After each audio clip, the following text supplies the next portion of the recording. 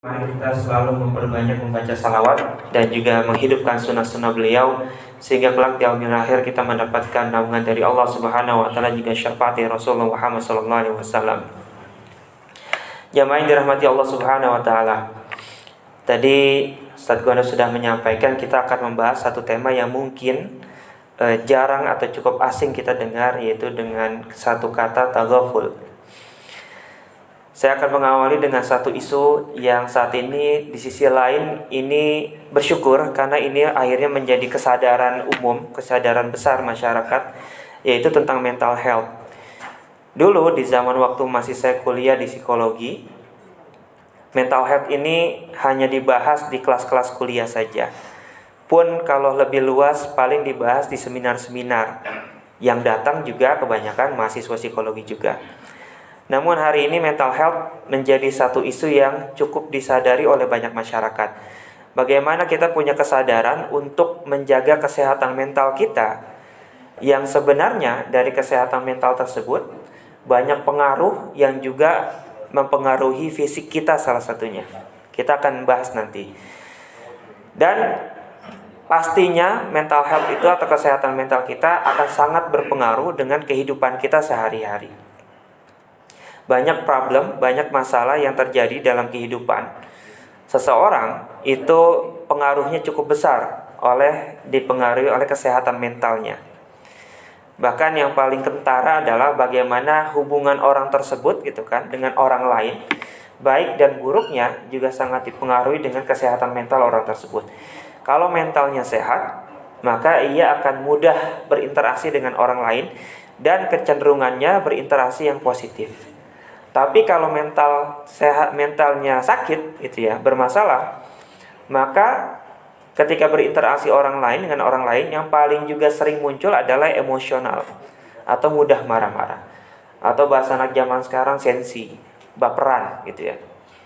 Maka dari itu, semoga apa yang kita bahas pada siang hari ini semakin menambah wawasan kita, pengetahuan kita tentang bagaimana caranya kita untuk bisa menjaga kesehatan mental kita.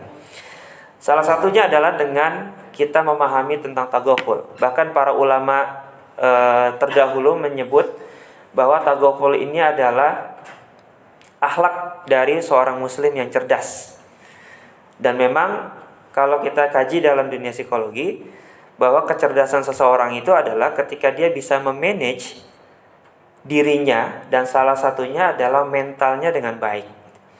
Jadi kalau dia cuma bisa memanage dirinya dalam segi waktu misalkan, atau memanage orang lain dalam segi SDM misalkan, memang ada kecerdasan di situ. Tapi pada akhirnya keberhasilannya sangat ditentukan oleh bagaimana ia memanage kesehatan mentalnya dia. Ada satu surat di surat Al-A'raf ayat 199 yang terjemahannya, jadilah engkau pemaaf dan serulah orang yang mengerjakan yang ma'ruf, serta berpalinglah daripada orang-orang yang bodoh. Dan dari ayat ini atau hujah ini yang pada akhirnya mendasari bagaimana kita memiliki sikap taghaful tadi.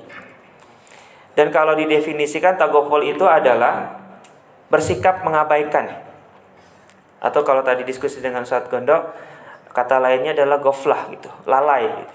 Jadi memang kita melalaikan atau mengabaikan hal-hal yang pada akhirnya kita hadapi yang memang perlu diabaikan. Karena kita kadang nih terlalu sibuk dan dengan kata lain terlalu rakus gitu ya, mengambil hal-hal yang sebenarnya tidak perlu kita pikirkan, tidak perlu kita jadikan itu problem kita, tidak perlu kita ambil itu peran di situ, tapi kita ambil juga yang pada akhirnya berdampak dengan kesehatan mental kita. Maka taghaful adalah bersikap mengabaikan atau mudah melupakan kesalahan orang lain atau tidak mengingat-ingatnya kembali. Jadi di sini yang kita bahas adalah yang diabaikan adalah kesalahan orang lain atau kekhilafan orang lain yang sebenarnya porsinya kecil. Tapi ternyata kadang terlalu dipikirin, direnungin gitu kan. Sampai nangis, sampai sakit gitu kadang. Padahal itu cukup diabaikan saja sikapnya. Bahkan ada satu prinsip yang sangat sederhana. Ketika kita menghadapi satu situasi, terutama itu friksi, terutama itu problem, maka yang akan menentukan kelanjutan dari situasi itu Maka akan menentukan bagaimana situasi itu berkembang selanjutnya adalah sikap kita. Kita mau gimana nih menghadapi situasi ini? Mau kita abaikan? Mau kita selesaikan? Atau mau kita pikirin terus aja yang pada akhirnya menjadi penyakit? Nah, ini kan pilihan yang harus segera kita pilih. Dan kita akan lihat di bagaimana pandangan para tokoh, terutama para tokoh dari Islam itu sendiri. Bahkan ada satu tokoh juga yang menggambarkan, memberikan pandangan tentang taghaful. Walau lebih suap. Namun kadang saya rada curiga dengan si tokoh yang non muslim ini, karena banyak sekali dari pendapat beliau yang sangat sejalan dengan Islam. Kekhawatiran atau kecurigaan saya adalah jangan-jangan dia banyak juga membaca literatur Islam. Yang pertama adalah dari Ibnu Jauzi rahimahullah. Beliau berkata, melupakan kesalahan orang lain adalah sifat orang yang mulia. Karena manusia tidak ada yang lepas dari kesalahan dan dosa. Apabila seseorang selalu memperhatikan tiap kesalahan orang lain, ia akan lelah dan juga membuat orang lain lelah. Jadi, di akhir dari perkataan Ibnu Jauzi ini bahwa ketika kita sulit untuk melupakan kesalahan orang lain, maka energi kita akan habis di situ. Dan juga orang lain pun akan habis energinya di situ. Seringkali kita lihat berita hari ini sebenarnya sih karena sosial media sudah begitu umum dipakai. Dan mudah-mudahan sih tidak terjadi peningkatan gitu ya, fenomena ini. Fenomena di mana friksi antar tetangga misalkan. Dan ini kadang ketika kita telisik lagi ternyata diawali dengan kejadian yang sepele. Tapi karena entah ada pikiran yang seperti apa gitu kan, pada akhirnya kejadian yang sepele ini dibesar-besarkan sampai energinya habis, sampai misalkan saling tembok menembok, sampai saling menjaga jarak gitu kan, sampai mungkin sampai ke pengadilan gitu ya. Dan itu perlu energi, perlu sumber daya yang dikeluarkan. Dan mungkin kalau misalkan Allah berikan hidayah atau kesadaran untuk orang tersebut, baru akan berpikir tuh, ngapain ya dari kemarin berantem sama tetangga, habis uang, habis energi, ternyata nggak ada hasil yang bisa, manfaat yang bisa saya dapatkan. Maka poin pertama dari Ibnu Jauzi adalah ketika kita selalu mempermasalahkan atau membesar-besarkan masalah yang sepele, maka akan habis energi kita dan juga akan membuat lelah orang lain. Lalu yang kedua dari Ali bin Abi Thalib. Siapa yang tidak bertaghaful dari banyak persoalan dengan orang lain, niscaya susahlah hidupnya. Dan Ali bin Abi Thalib ini menyampaikan fokus kepada dirinya nih, bahwa dirinya itu akan susah. Kenapa? Saya akan ceritakan ada istilah yang namanya psikosomatis. Ada yang tahu nggak psikosomatis itu apa? Memang jarang sih dibahas. Psikosomatis itu adalah kondisi kejiwaan yang mempengaruhi kondisi fisik. Paling sederhana adalah risetnya sudah ada, penelitiannya sudah ada. Orang-orang yang pada akhirnya kebanyakan ya, dari ketika dia punya permasalahan mental, itu akan juga mempengaruhi atau memberikan penyakit kepada tubuh atau fisiknya. Contoh, biasanya nih, walaupun ini tidak bisa dipastikan ini begini, ini begitu, tidak hitam dan putih, tapi perlu ada diagnosa lebih lanjut. Biasanya orang-orang yang memiliki atau kurang bertaghaful, ia biasanya secara psikosomatis memiliki sering penyakit migrain. Kenapa? Karena beban pikirannya terlalu berat. Hal-hal yang tidak perlu dipikirin sama dia. Penyakit migrain itu pada akhirnya sering kali terjadi kepada orang-orang yang pada akhirnya terlalu berpikir keras. Mungkin untuk beberapa orang akan bilang seperti ini, yang apa yang dipikirin gitu kan. Karena ada orang yang cuek gitu ya, yang kecenderungannya, mohon maaf, masa bodoh gitu dengan sesuatu yang terjadi di luaran sana. Yang penting diri saya. Tapi untuk orang-orang yang lain, orang-orang yang pada akhirnya kecenderungannya punya karakter introvert misalkan, apalagi secara personality, dia kepribadiannya misalkan kalau nggak melankolis, biasanya salah satunya adalah ketika melankolis itu dia terlalu memikirkan apapun yang terjadi di luaran sana. Bahkan ketika dia ketemu sama orang yang dia kenal, nggak ditegur gitu kan, dia tegur nggak dibalas, itu kepikirannya luar biasa tuh. Ada orang yang seperti itu. Yang satu lagi adalah plekmatis. Orang yang pada akhirnya dia selalu menjadi korban bullying. Karena ketika dia melakukan sebuah interaksi dengan orang lain dan orang lain berbuat salah sama dia yang malah minta maaf. Dan orang-orang pragmatis itu kayak gitu, sangat menghindari konflik dia. Nah, maka orang-orang yang tadi terlalu mikirin segala sesuatunya, kebanyakan dia punya penyakit migrain. Yang kedua, punya penyakit lambung. Sampai parahnya ada GERD di lambungnya, asam lambungnya terlalu tinggi. Dan itu sangat dipengaruhi oleh kerja pikirannya yang terlalu keras. Yang paling parah adalah ketika sampai itu, kalau migrain kan di dalam nih, lambung di dalam juga. Kalau sampai keluar nih, itu udah parah banget tuh psikosomatisnya, yaitu sampai kena penyakit kulit. Biasanya eksim dan lain sebagainya. Karena saya pernah punya teman, dia pengusaha, tadinya karyawan, akhirnya bikin usaha. Dan usahanya bangkrut, tiba-tiba udah usahanya bangkrut, dia punya hutang 2 miliar di bank. Karena dia terjebak riba gitu ya. Pinjam terus karena nafsu ya, ingin mengembangkan usahanya mungkin. Dan hilang nih dari peredaran. Kok nggak ada nih ya? Biasanya WA, biasanya telepon gitu kan. Tiba-tiba WA. Udah lama nggak ketemu, sudah hampir setengah tahun mungkin hilang dari komunikasi dengan saya. Oke, saya boleh main ke rumah nggak? Oh boleh bang, silakan bang. Pas main ke rumah saya kaget ngelihat badannya udah kurus banget. Akhirnya dia ceritanya tadi diawali gitu, bahwa dia bangkrut, punya hutang 2 miliar, dan selama sebulan penuh dia jalannya itu nyeret kakinya, duduk. Karena apa? Karena di kakinya ternyata di kedua kakinya itu ada penyakit kulit yang begitu parah. Saya tanya kenapa, ngapain gitu kan? Dan dia cerita, ya gara-gara ini, utang 2 miliar.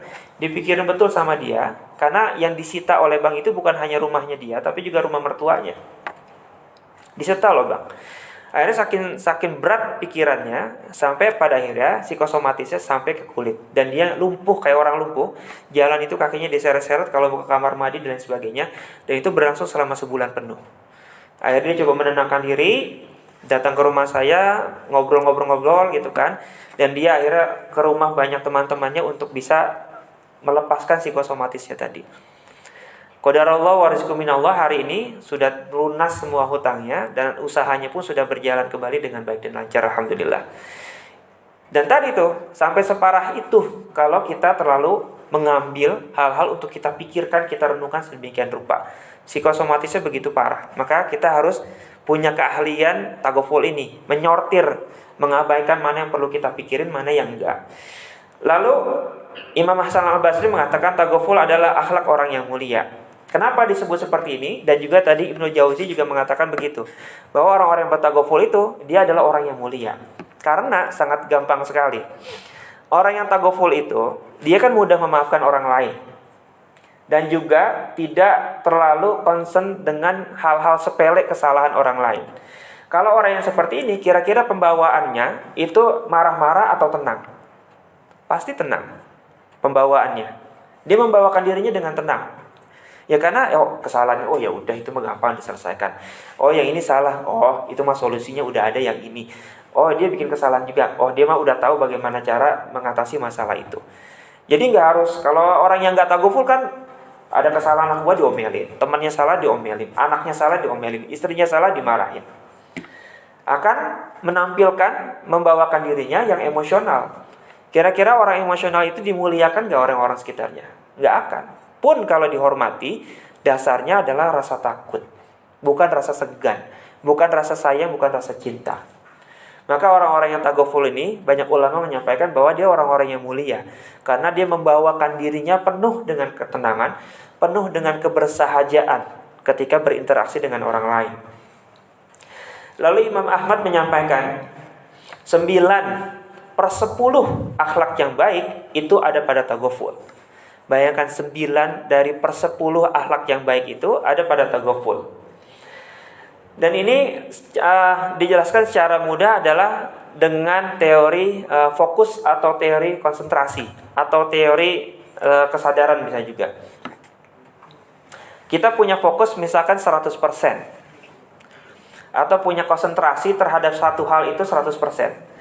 Kalau fokus kita banyak kita gunakan untuk melihat kesalahan orang lain gitu kan, kira-kira apa ya perilaku yang muncul dari diri kita. Seperti yang saya sampaikan di awal tadi, marah-marah, mengkritik orang, menjatuhkan orang, akhlaknya jadi buruk.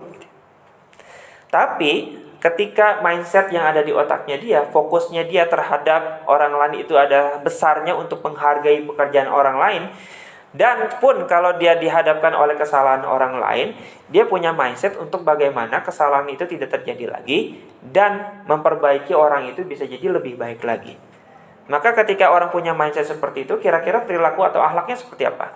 Pasti akan baik, pasti akan santun, pasti akan bagaimana dia punya kemampuan untuk mengajarkan orang lain jadi lebih baik lagi. Maka tidak heran ketika Imam Ahmad mengatakan bahwa dari per 10 itu 9 akhlak yang baik itu adalah ada pada taghaful. Lalu yang selanjutnya adalah kebanyakan ulama klasik berkata, orang yang berakal cerdas adalah orang yang tidak menghitung-hitung kesalahan saudaranya, kesalahan tetangganya, temannya, dan juga keluarganya. Bahkan ada satu riset yang menarik, dan ini dilakukan oleh seorang mahasiswa S2 psikologi UI. Dia ingin meneliti tentang kecerdasan interpersonal, dan dikaitkan satu hal lagi dengan kesuksesan seseorang dalam hidupnya. Ternyata dalam disertasinya beliau itu pada akhirnya dia dapatkan hasilnya yang luar biasa, bahwa manusia era hari ini salah satu indikator, salah satu modal bahkan agar dia bisa sukses di kehidupan hari ini, di zaman hari ini adalah dia harus memiliki kecerdasan interpersonal yang baik. Dia harus memiliki kecerdasan untuk berinteraksi, berhubungan dengan orang lain yang baik. Dan itu adalah ciri-ciri orang yang berakal, orang-orang yang cerdas, yang disampaikan oleh kebanyakan ulama-ulama klasik ini. Kenapa? Karena ada di pikirannya tadi, fokusnya tidak lagi menghitung-hitung kesalahan orang-orang yang di sekitarnya, temannya, tetangganya, adiknya, kakaknya, orang tuanya, saudaranya, dan lain sebagainya. Fokus dia adalah bagaimana membangun interaksi, muamalah, ukhuwah Islamiyah kepada saudaranya menjadi hubungan yang berkah. Dan itu kalau kita tarik ke ilmu ilmiah tadi dalam psikologi, dia memiliki kecerdasan interpersonal yang baik. Karena orang-orang yang memiliki kecerdasan interpersonal yang baik adalah dia bukan hanya berinteraksi dengan orang begitu saja, tapi dia juga memikirkan bagaimana hubungan ini bisa menjadi hubungan yang positif, menjadi hubungan yang baik, menjadi hubungan yang saling mengembangkan satu sama lain. Lalu bahkan ini berbicara tentang pemimpin. Dari Ibnu Abdul Hadid mengatakan, si dungu bukanlah orang yang layak menjadi pemimpin kaumnya, namun orang yang bersikap masa bodohlah yang layak menjadi pemimpin. Ini sebuah syair ya, bahwa yang menjadi salah satu syarat menjadi seorang pemimpin adalah ketika dia sudah punya kemampuan yang baik dalam bertaghaful. Karena ketika dia diangkat menjadi pemimpin, salah satu konsekuensinya adalah tadinya dia memikirkan hanya segelintir orang saja. Ketika dia jadi pemimpin, maka lebih banyak orang yang akan dia pimpin dan dia pikirkan. Kalau dia tidak punya kemampuan untuk menyortir mana yang perlu diabaikan, mana yang perlu dikerjakan, mana yang perlu diselesaikan, maka itu akan sangat berdampak terhadap kesehatan mentalnya dia. Dan juga akan sangat berdampak kepada cara dia memimpin, kepada kepemimpinannya. Dan ini sampai Abdul Hadid ini mengatakan bahwa orang yang bersikap masa bodohlah yang layak menjadi seorang pemimpin, karena dia sudah punya kemampuan menyortir mana yang prioritas, mana yang perlu diabaikan. Lalu yang terakhir adalah tadi yang saya sempat sampaikan di awal, yaitu pendapat dari salah satu tokoh yang dia bukan dari agama Islam, bukan dari kaum muslimin. Siapa dia? Yaitu Albert Einstein. Banyak banget gitu ya, quotes-nya dia, pendapatnya dia, itu yang sangat sejalan dengan Islam. Makanya saya curiga jangan-jangan dia membaca banyak literatur Islam. Dan dalam taghaful ini dia pun memberikan satu pendapat atau satu quotes. Dia berkata bahwa orang lemah itu akan dendam, lalu orang yang kuat akan memaafkan, namun orang yang cerdas dia akan mengabaikan. Dan begitulah disampaikan oleh Albert Einstein bahwa ketika dia lemah secara mental, apalagi secara dia memanage bagaimana emosinya dia, mentalnya dia gitu kan, maka dia akan sedikit-sedikit baper gitu, sedikit-sedikit dendam. Yang paling lucu yang mungkin sering terjadi adalah ketika kita punya teman, udah akrab, dia sering bahasanya ngecakin kita gitu ya, ngecengin kita, pas kita cengin balik dia marah gitu kan. Ini kan berarti mentalnya nggak kuat nih gitu kan, mentalnya lemah gitu. Orang dia juga sering ngecengin orang lain, ketika dicengin malah marah-marah emosinya gitu, malah emosional. Dan berarti dia, kalau menurut pendapat Albert Einstein ini, dia orang yang lemah. Dan orang yang kuat adalah orang yang memaafkan kesalahan, kekhilafan orang-orang sekitarnya yang mudah dimaafkan oleh dia. Namun tadi ada satu grade yang paling tinggi, yaitu orang yang cerdas. Dia bisa mengelola. Dia punya kesadaran penuh ketika dia menghadapkan satu situasi, dihadapkan pada situasi, dia punya kecerdasan, punya analisa. Oh, ini diabaikan, ini harus disikapi dengan satu tindakan, ini harus segera diselesaikan, atau yang lainnya. Dan begitulah gitu kan, untuk agar kita memiliki sikap taghaful. Dan ada beberapa tips yang bisa kita lakukan agar kita memiliki sikap taghaful. Yang pertama adalah jangan terlalu membesar-besarkan masalah. Coba didiagnosa, dipandang masalah itu sesuai dengan porsinya saja. Satu waktu saya pernah ditelepon sama salah satu anak karang taruna binaan saya. Karena ternyata kabarnya bapaknya dia dipukulin di RT sebelah. Lalu dia minta tolong sama saya untuk dimediasi. Maka saya datang ke sana, lalu saya komunikasi dengan RT-nya, dan saya akomodir dulu cerita dari masing-masing pihak nih. Dari bapak gimana ceritanya, gitu kan? Wah, tadi dia yang mukul duluan, dia begini gitu kan. Kalau dari bapak apa gimana ceritanya? Orang dia duluan kok yang mukul, dia begini.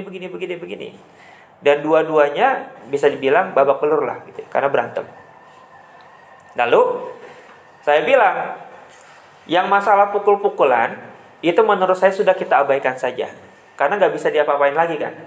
Sekarang pertanyaannya nih, ini babak belur dijahit palanya, ini babak belur rusak juga motornya ditendang gitu kan sampai hancur.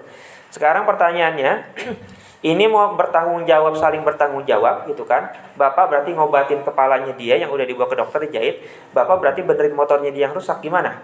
Atau ya udah kita damai saja, masing-masing bertanggung jawab dengan resiko, dengan dampaknya masing-masing. Walaupun padanya cukup alot, pada akhirnya disepakati, oke, kalau begitu kita bertanggung jawab masing-masing saja, gitu kan. Jadi masalahnya ya udah kita lokalisir. Jangan ini dibahas, itu dibahas segala macam. Pada akhirnya dibesar-besarkan dan gak akan selesai. Bahkan kejadian-kejadian yang di rumah, ini kalau misalkan saya lagi bercerita ini kepada remaja. Ini remaja ketika menghadapi ibu-ibu nih. Jadi seorang anak itu kalau misalkan melakukan kesalahan di depan orang tuanya, mobil khusus ibunya, misalkan dia jatuhin piring sampai pecah, itu ibu itu bukan ngebahas doang jatuhnya piring tuh. Kesalahan yang 3 tahun lalu dibahas juga tuh. Wah, kamu nih jatuhin piring, kemarin begini, kemarin gitu, 3 tahun yang lalu kamu begini, gimana sih kamu punya masalah mulu gitu kan. Nah, ini yang dibesar-besarkan tuh kayak gini gitu kan. Bahkan kalau misalkan kita menghadapi atau mengajarkan anak kecil, piring pecah, jalan dia misalkan menjatuhkan atau menumpahkan sesuatu, ini kalau dimarahin kan dia nggak tahu solusinya apa gitu kan. Karena dibesar-besarkan. Sampai kamu dijatuhin piring, kalau diinjak sama adik kamu berdarah, adik kamu darahnya habis, nanti masuk rumah sakit dia meninggal dunia, itu kan lebay gitu kan. Jadi ya udah dilokalisir saja masalahnya apa, lalu solusinya. Dia pecahin piringnya. Baik kalau gitu sekarang diberesin piringnya, pecahannya. Udah begitu baru kita nasihatin. Besok-besok hati-hati kalau jalan. Jadi porsinya jangan dibesar-besarkan. Yang kedua, jangan dibicarakan terus masalah itu. Kenapa? Karena kalau masalah itu dibicarakan terus gitu ya. Ini kebanyakan manusia ya, nggak semuanya. Kebanyakan manusia itu kan prinsipnya begini. Kalau dititipin omongan bertambah, kalau dititipin duit berkurang gitu kan. Manusia kan kadang begitu tuh. Contoh kasus nih. Saya baru nanganin, dan mungkin bapak sekalian atau bapak ibu sekalian kemarin baca beritanya cukup viral. Ada 2 orang anak SD itu dilecehkan di daerah Cipete. Hari Jumat kejadiannya. Dan saya langsung bilang kepada keluarga korban, videonya jangan disebarkan.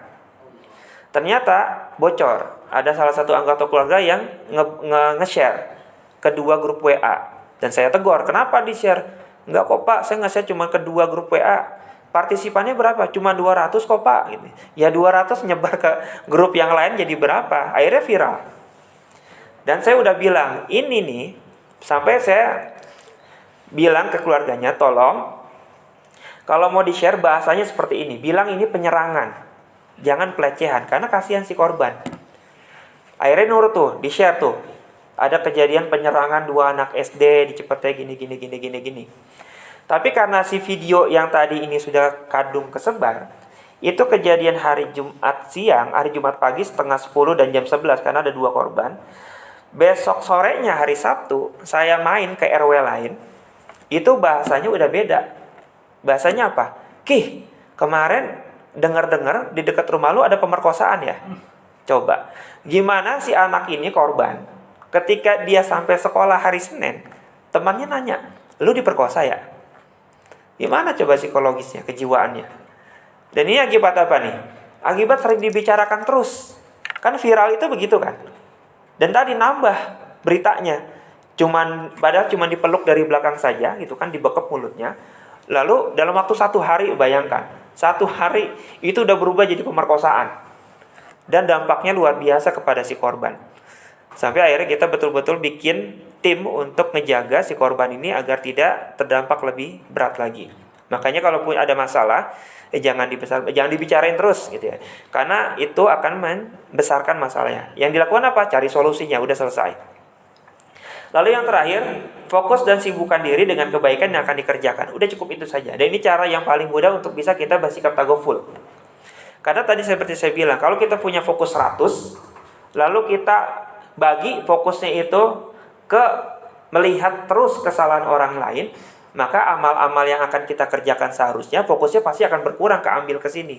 Tapi kalau udah kita tetapkan, saya ingin fokus kepada amal-amal kebaikan-kebaikan yang ingin saya lakukan. Besok saya mau lakukan apa? Besok saya mau ngapain? Oh, besok alhamdulillah saya dapat uang dari sini, saya akan bersedekah di mana? Maka fokus untuk nyari kesalahan orang lain pasti akan berkurang. Dan ini prinsip sederhana dalam fokus berpikir tadi, konsentrasi berpikir.